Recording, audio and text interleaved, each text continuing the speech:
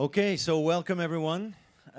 It's the first panel of the second day on RTL Beach, so welcome everyone. Welcome on this beach. Again, I think it's a great setting. You have the sea, you have a great panel discussion, great topic. So enjoy the day. So AI on RTL Beach has been chosen as one of the hot topics of the week, at least here on RTL Beach, but I guess it must be the case everywhere here at Cannes Lions. Yesterday, we started the conversation on AI with the evolution of media thanks to AI. Today, we're going to go a little bit further, and we're kickstarting the day on what is the future of advertising thanks to AI. So as a short reminder and a little definition of AI, I picked up my Google this morning, and I said, okay, what is AI? What's the definition? So artificial intelligence refers to computer systems capable of performing complex tasks that historically only a human could do, such as reasoning, making decisions, or solving problems. I don't know if you agree with this decision. This is what with this definition. This is what I found. Again, as a reminder from yesterday's panels, we saw how corporate companies were introducing AI. Today, we saw our mother company, Bertelsmann, and they have created this AI hub around the company. And we are developing use case around news, music, books, and entertainment shows. So this is what we're trying to do. We saw a few examples yesterday, like really pragmatic examples, like audio creation for the BMG company. We saw some video creation for RTL broadcasting companies using AI for backgrounds and stuff like that. And we also saw a very important tool. It's content editing tool for NTV in Germany. It's our news channel. We had the editor-in-chief.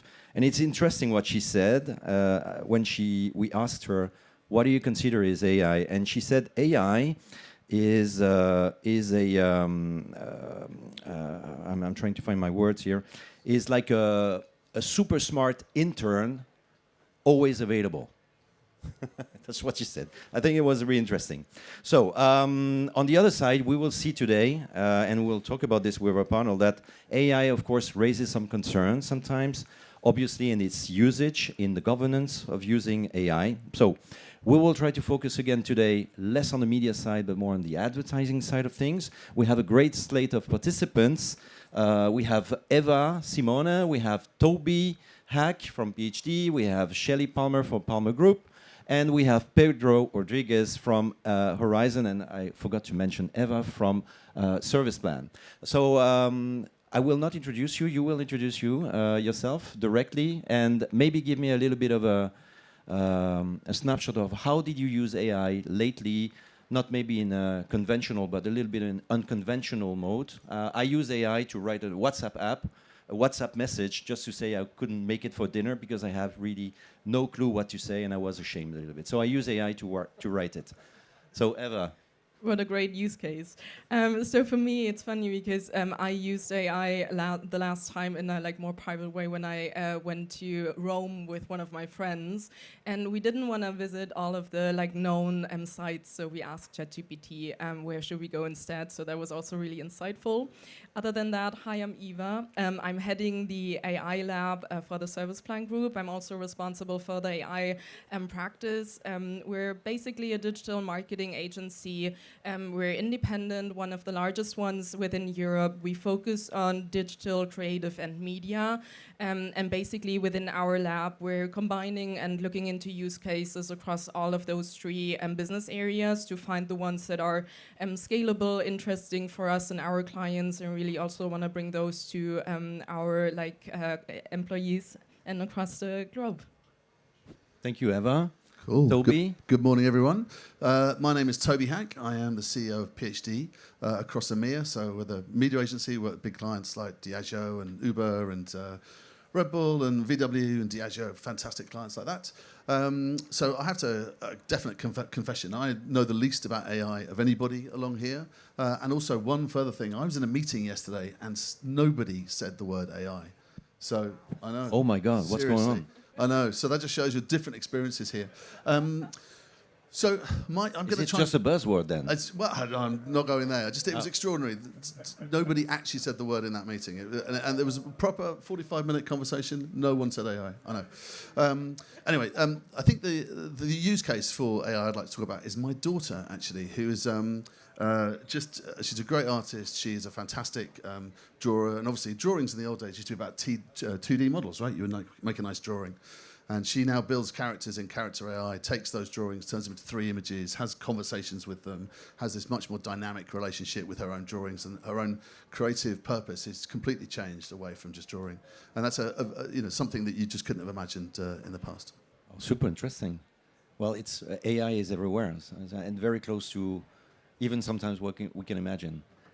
So another world, Shelly, what is your, so present yourself and... Oh, Shelly Palmer, the CEO of the Palmer Group. We're a tech strategy and solutions firm out of New York City. Been in business about 42 years, and since everyone thinks AI was invented on November 30th, 2022, I can assure you it wasn't, because we've been using machine learning since the 70s.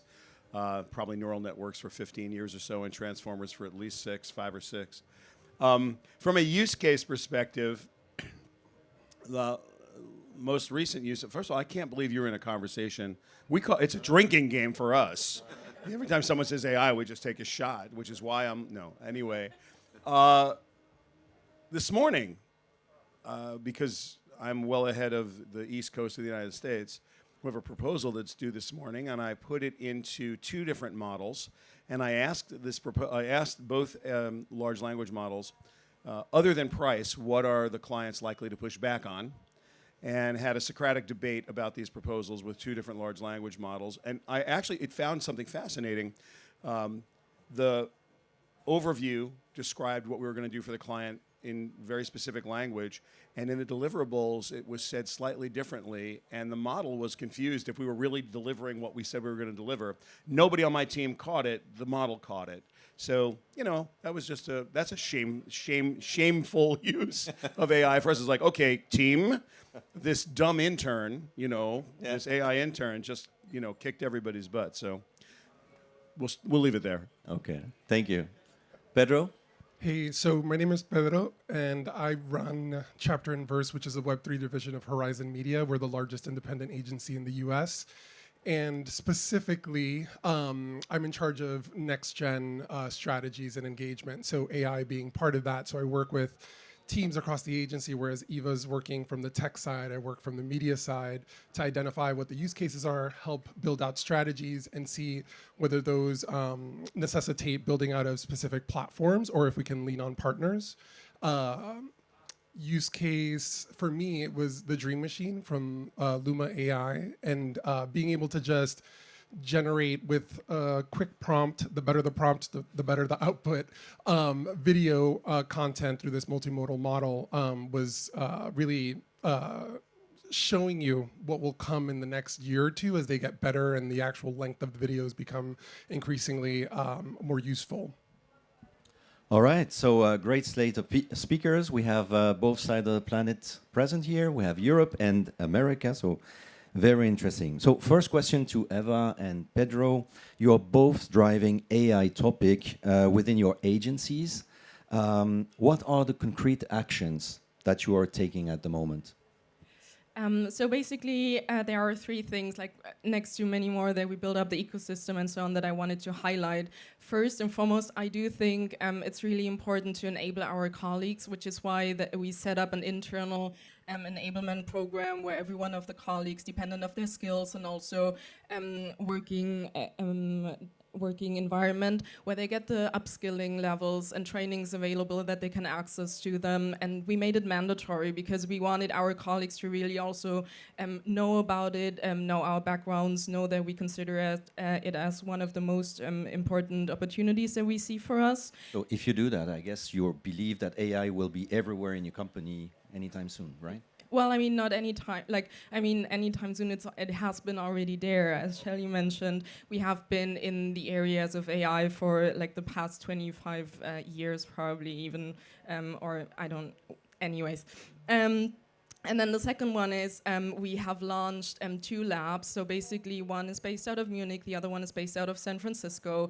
And we built the bridge really also between the regions, because on the one hand side, we want to grasp the ecosystem that has been leveraged within Munich, but also within Europe. But we also see a lot of trends coming from San Francisco for sure, and the startups that are there. So we really want to make sure to infiltrate it into our group. And then lastly, we have our use cases and portfolios, because we're really about making an impactful, tangible use cases, not only talking about it, but really bring that to our clients and incorporate it into not our workflows, but theirs as well. Okay. Really interesting. Pedro, from your side? Yeah, so like Eva mentioned, education is really important. And actually for us, it started years ago with the Shelly Palmer group, who we worked with to be able to get ready to launch our Web3 division. But essentially, it's really looking at what the needs across the organization are. So for us, we have a task force that includes data technology, governance, legal, and then representatives from across media to understand what their day-to-day looks like. And then we identified specific areas, which included data and analysis, performance marketing, and then also content development. And then we equipped those teams with actual AI technologies to be able to test and learn really quickly. And then the last piece is integrating it fully into client workflows. So for example, Blue ID, which is something that we launched in advance of a cookieless future, now will have a Blue Shift, which is integration with AI to be able to provide media plan recommendations and other, outputs that we wouldn't be able to do with the same speed with just our strategic minds. And so it's very assistive, but it's trying to drive that overall goal of the agency of being able to do more and also let people focus on higher level tasks. Well, it seems to be quite already far away and very well implemented in your in both of your companies. As a segue, Toby, you're managing PhD from an EMEA perspective, so a different perspective. You're not the expert, as you said, but okay, what's the implication for a company like PhD? Yeah, I was really worried I was going to be super embarrassed.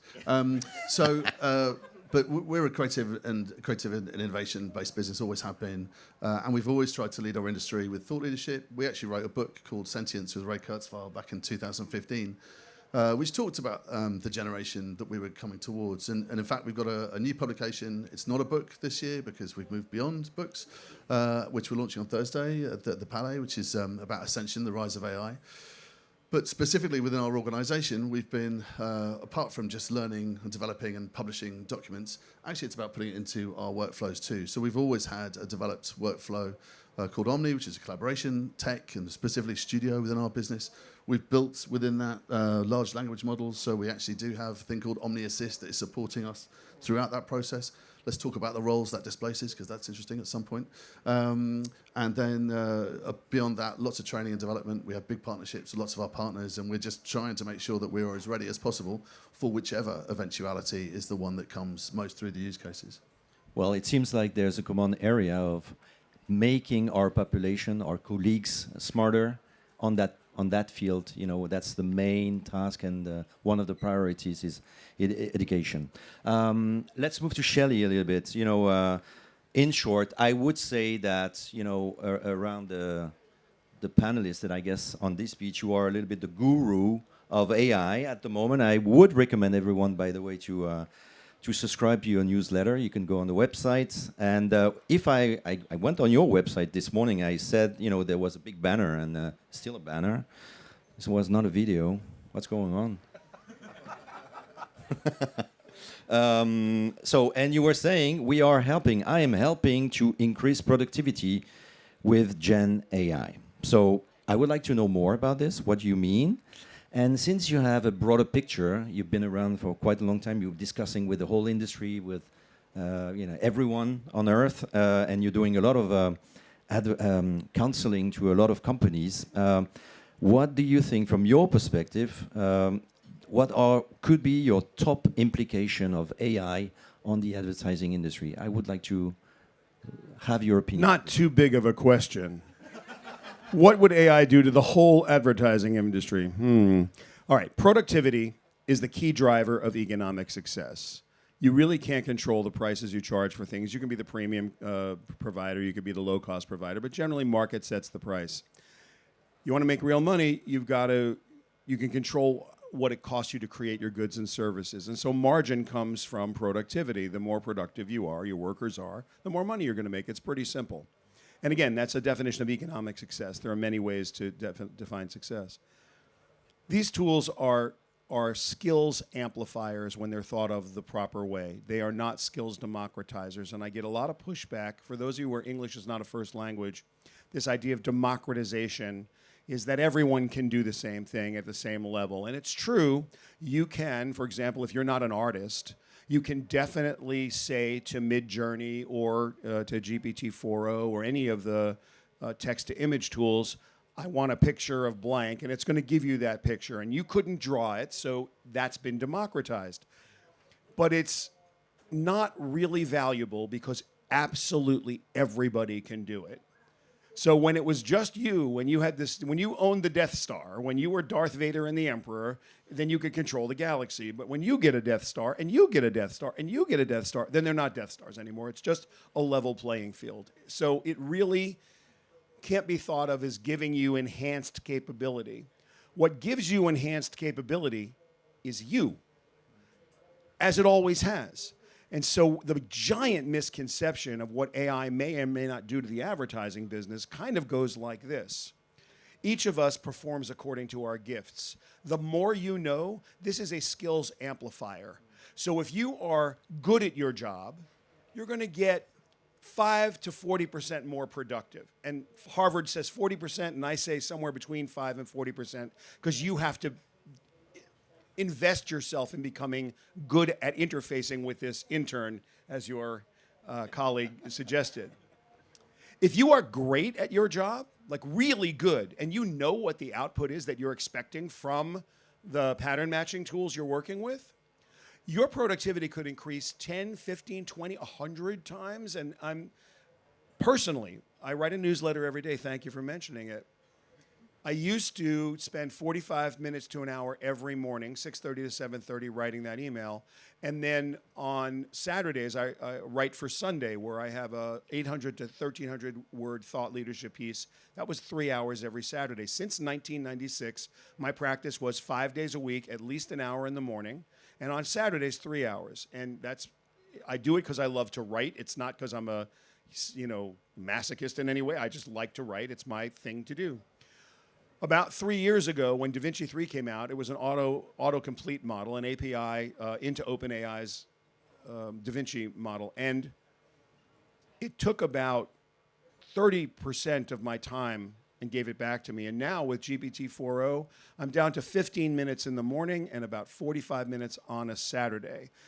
On this one task, my productivity has increased 6 hours a week. That's a month, a year. On one task. Now, if you are great at your job, you are going to get 50%, 100%. You choose your number. I have it open on my desk all day long. I have it open on my phone all day long. But it's amplifying my skills. It is not in any way doing anything else, because I know what the output is I'm looking for, and it's just doing the menial tasks faster. By the way, and this is kind of important, if you suck at your job, you're still going to suck. You're just going to suck bigger and faster. It's going to be amazing how fast you suck. And the reason is that if you don't know what you're looking at, if you think you press a button and this thing does your work, it does work. But all it's doing is finding the next best token in a probabilistic mathematical way. And if that sounds too technical, it just takes a damn guess at what you're looking for. If you recognize it as the output you need, then that's great. You can approve it like any executive would approve any work from an intern. But if you think it's going to do your job, not yet.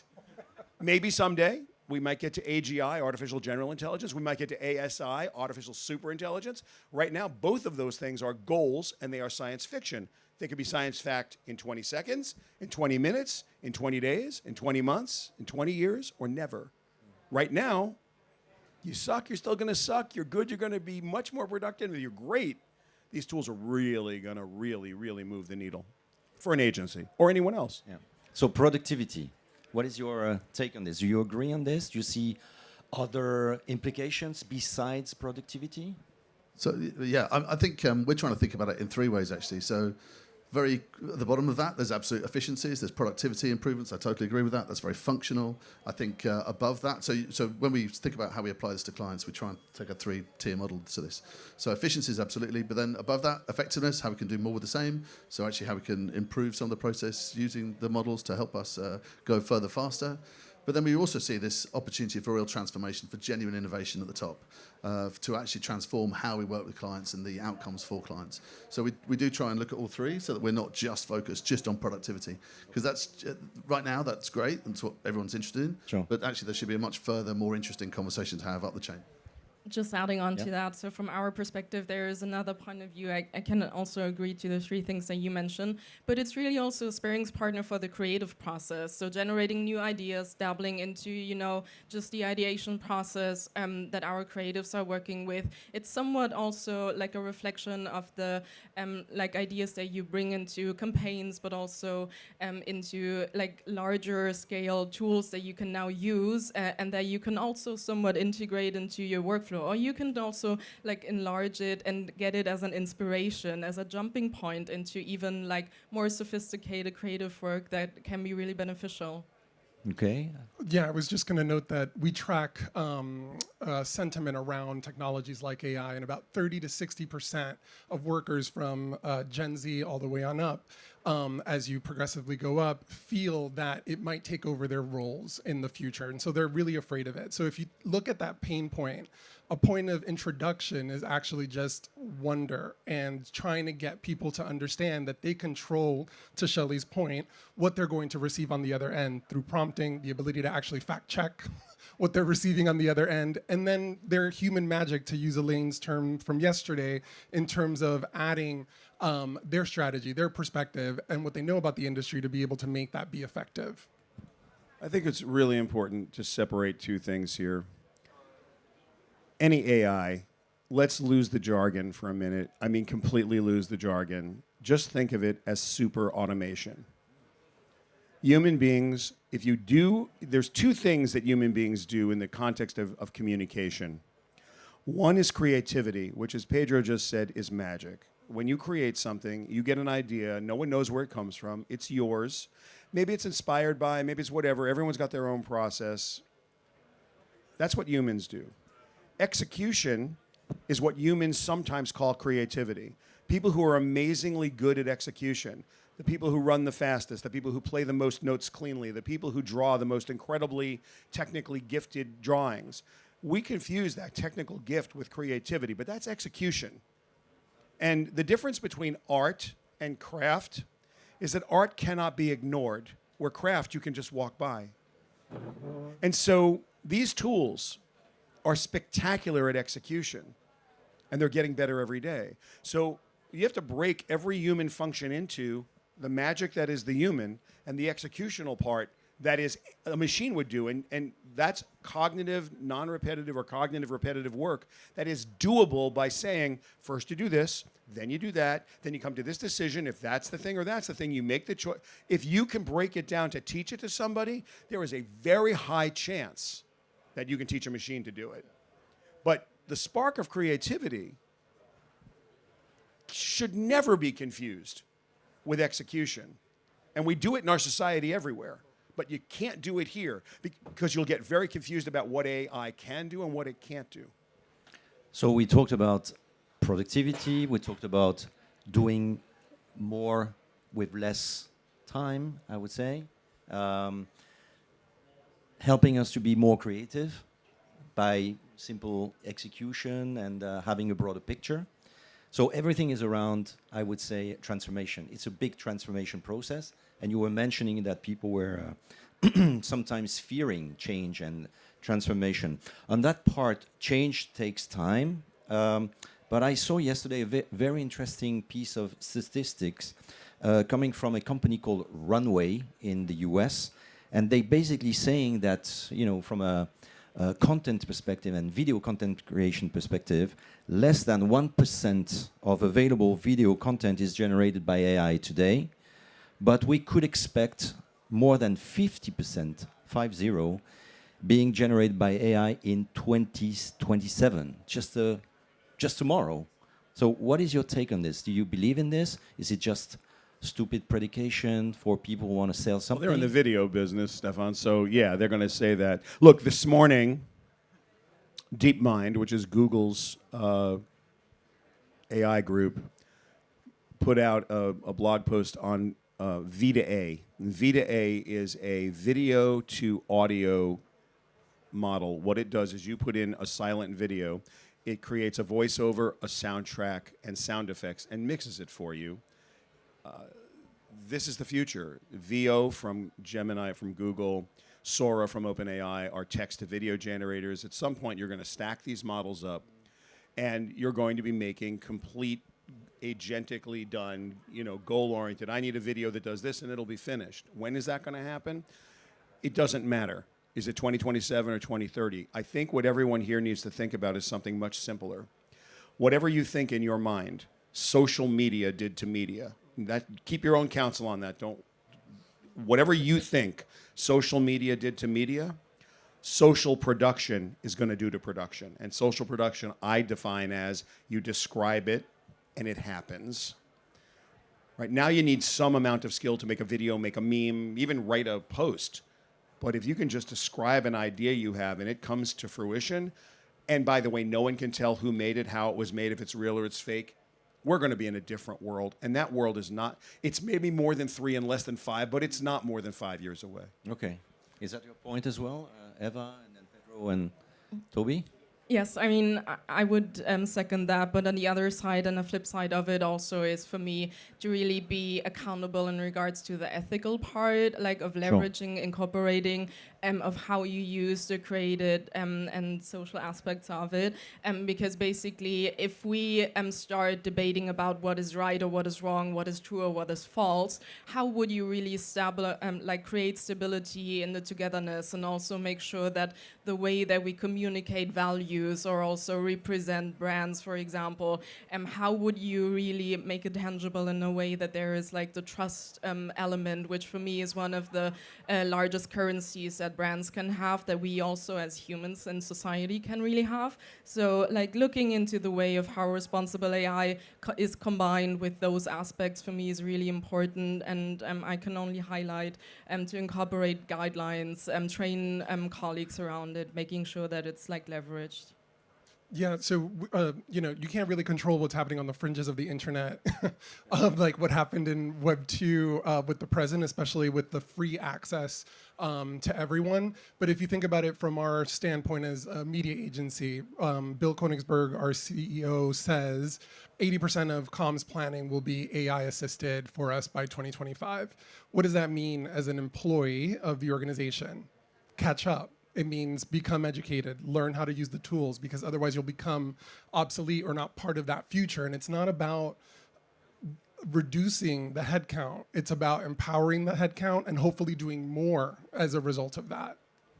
Okay. Yeah, so I agree with all those points. Your point about making sure we do this correctly and properly and we avoid bias, I think is bigger than that. I think we have a responsibility to do that. And I think as an industry, we must lead that and get that correct. And of course, there'll be legislation. And of course, everyone has codes of conduct. But it's a genuine responsibility that we take.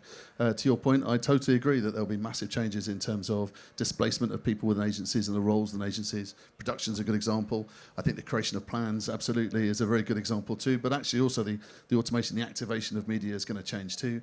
I don't, whilst I think everybody is frightened about this and also curious at the same time, that's a good mix for learning and for people to establish where we go to from here. To Shelly's point, there's still somebody that is focused on innovation and creativity that gets to do the sign-off. And that is the most crucial part. And that's the bit that clients pay for and want and need. And that's the bit that drives disproportionate growth for our clients too. Wow. So I will come back to the impact on people and the fear, etc. in a minute. But when it comes to governance and implementing AI means managing risks, managing governance, compliances, as you said, Eva. Bertelsmann yesterday presented their AI Essentials. So it's like a format, some kind of a guideline for how to use AI internally within the company. It's about transparency. It's about respecting rights. It's about trying to control AI and not being controlled by AI, setting good practices, etc. Do you have that kind of initiatives within your companies as well? So we do. We just published a responsible AI guideline, which is based on, it's basically linked to our cultural and our brand values, and then we enlarged it into how we want to take accountability as a group to really incorporate AI into our workflows, but also how we want to make sure that the accountability that we see that we have in promoting the communications part of our business is reflected in the work that we do. Yeah, we do as well, as you would hope and expect. I think the interesting, your point about the fringes of the internet, I'll let you both talk about that because you know more about that than I do, but I agree, there's the risk that sits outside of that, but that's not the bit that we're in control of. And so, we absolutely take responsibility again for the pieces that we have in place. We have all the codes of conduct you'd expect, and genuinely, I think, feel that responsibility for how we deliver this properly. In your group, Shelly, you do something around governance or... best practices? We are trying to help our clients understand bias. The guidelines are clear, and whether they can or cannot be implemented, it's nice to sit down and articulate in the manifesto form what it is you hope you can do. And these are really hopes. They're not executable because the models right now are task-oriented. And I think everybody's got to really take a second to just think about what I'm going to say now. We are talking about AI as everyone in this room perceives it today. You've used ChatGPT, you've used Meta, you've used Llama, you've used Claude, whatever you've used, Midjourney, you've gone through whatever experience you've gone through. And you're all looking at it like a parlor trick. Oh, look, I can make a laundry list and I can make a picture and I might be able to do some of my work with it. From where we sit, which is inside the companies that are building these tools, their goal is AGI, Artificial General Intelligence. Their goal is not the AI tools we're using now. And if you listen closely to Sam Altman, if you listen closely to Satya Nadella, if you listen closely to Demis Hassabis, the people who are in this business, they are thinking about tools that will reason. Now, reason is a human quality. And there was an emergent aspect of GPT 3.5, this ability to reason. When you asked the program, the earlier ChatGPT foundational model, to solve an equation, it didn't do math, it didn't know math, it would get it wrong 90% of the time. But if you said, teach me how to do this equation, it would step by step go through the entirety of the equation. And there was about a 90% chance at the end it would get it right. No one could explain that. Now, we've evolved light years since GPT 3.5. We're now at GPT 4.0, and there are models that are all benchmarking against it. Sam, TK at Google, everyone is talking about these models empowered to reason. No one knows what that means, including the guys who are saying it. But if these tools start to reason, then the ethics we're talking about aren't in our control. The biases, which are so desperately implanted and so deeply implanted, they're hard to recognize. I beg you, go into Midjourney, go into anything, and type in a fan with smartphone watching football. It's going to give you 4 images. They're going to be white men with close-cropped hair in bomber jackets watching soccer. For you Europeans, that's what those Americans call football. And it's like the bias is so clear if you ask it that way. But if you just saw an image of a guy in a bomber jacket with close-cropped hair holding up a smartphone at a soccer match, you wouldn't think anything of it. The models are deeply biased, and that's the thing we're most concerned about, because Xi Jinping, the president of China, has told all the people in China that are making large language models, every large language model in China must display appropriate socialist values. I don't know what that means.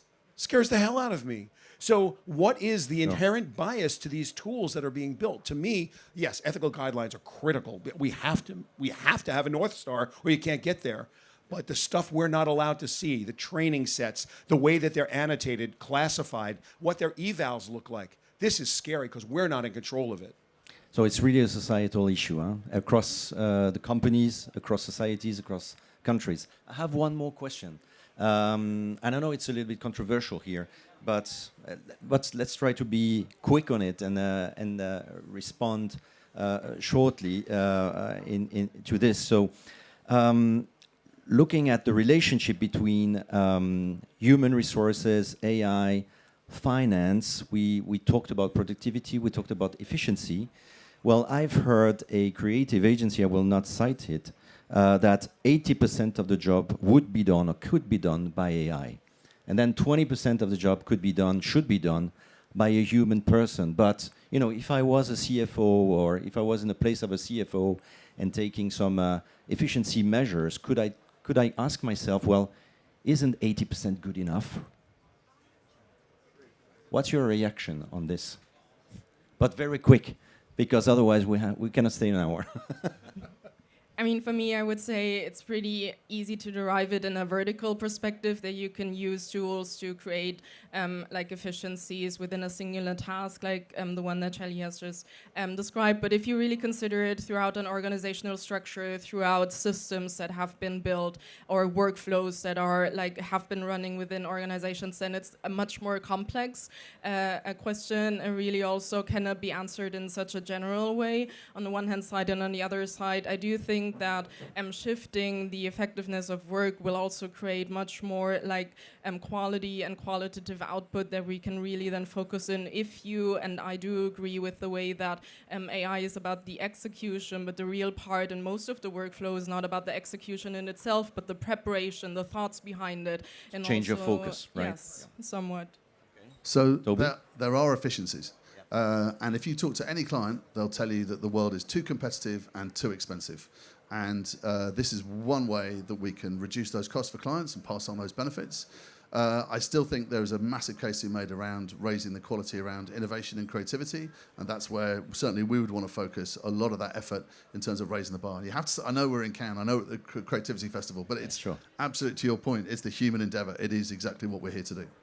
Ultimately, the differentiator for our agencies is the talent and what the talent puts out. So equipping them with efficient tools is only one part of it. The other part is attracting, retaining, equipping folks to be there and do the work and actually stand out so that you can continue that path. I'll just leave you with this. Right now, everything is a point solution or a function solution. In order for this to become an 80% of the work is done by machines, that needs to be tooled and orchestrated.